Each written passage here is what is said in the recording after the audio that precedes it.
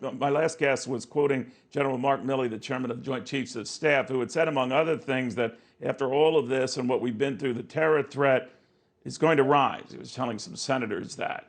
Is it? Do you think the terror threat is going to rise now?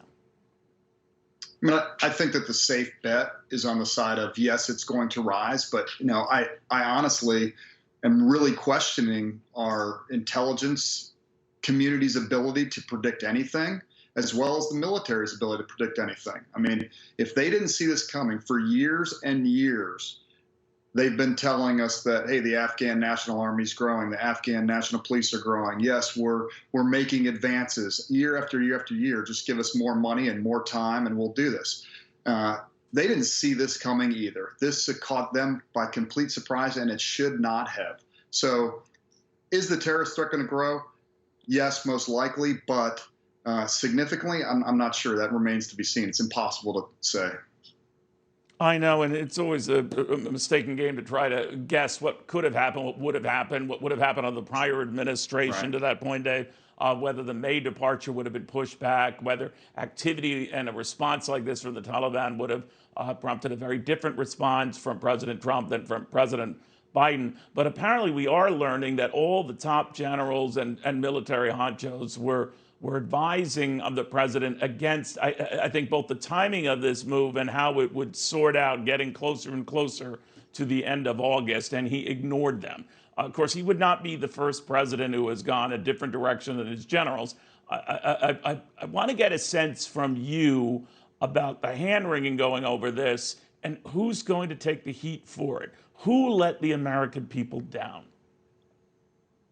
I think there's a lot of blame to go around. Number one, though, President Biden does stand, he is the leader. He is the commander in chief. He owns this. This whole blame game of it was President Trump. And by the way, President Trump doesn't help things by chiming in either and throwing more partisan politics on top of it. The thing that gets lost, the first casualty in politics and ideology, is objective truth and reason. And that's what we've lost here. And we lost this, a lot of this was our generals and the military establishment, the intelligence community has become so politicized that they sort of lost a lot of the objective truth and the ability to look at this from an objective kind of lens. And so there is a lot of blame that can go around with this. Right now, the situation has changed. You need to get towards resolving this current situation, proceed on to what are we going to do for messaging in the future, and how do we control the damage of this, and then take a hard look post-mortem at what did we do wrong? Who is to blame? And I think there's a lot in the senior leadership of the military, of the intelligence communities, and our government, the civilian oversight, that they all carry a lot of blame, and so it should be exposed. Dave, I want to press one last issue. I know producers are really upset, but I really learn a lot having you on, so if you'll indulge me. This notion that the country fell because the U.S. wasn't there anymore to back it up, to support it, to train it, whatever you want. And it got me thinking about other countries in that neck of the woods where the United States plays an instrumental role backing up powers, whether it be the Saudi kingdom, to have their back if something happens. And the Saudi kingdom, of course, has dealt with many incursions that they have stifled. But it makes you wonder whether it's sort of like an Oz-like control on their governments, that it isn't as impressive as it appears to be, and that there are a lot of tenuous, ruling governments in that entire region. And Afghanistan was just blown open wide because we're leaving entirely.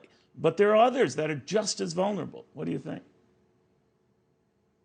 Without a doubt. In Afghanistan, and it becomes difficult to compare all these different countries because Afghanistan's a very unique situation in terms of geography, in terms of its tribal and clan lineage and nature. But you're absolutely right. Go back and look at the Arab Spring. Look at how quickly Egypt went into chaos. Look at how quickly Syria went into chaos. A lot of these countries are just powder kegs waiting to go.